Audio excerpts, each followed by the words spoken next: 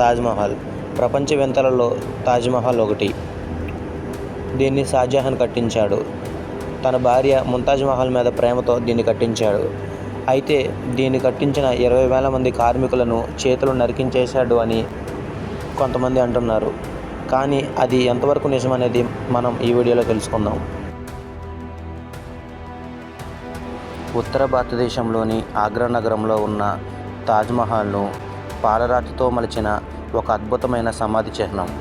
దీని మొఘలు చక్రవర్తి షాజహాన్ తన భార్య ముంతాజ్ పట్ల ఉన్న అపారమైన ప్రేమకు గుర్తుగా ఆమె మరణాంతరం క్రీస్తు శకం 1631-1648 సంవత్సరాల మధ్యకాలంలో నిర్మించాడు. తాజ్మహల్ ప్రపంచంలోని ఎంతో అందమైన కట్టడాలలో ఒకటిగా భావించబడుతోంది. దీన్ని ఇండో ఇస్లామిక్ నిర్మాణ శైలులు మేళవింపులో నిర్ణయించిన ఒక అపురూప కళాఖండంగా చెప్పవచ్చు.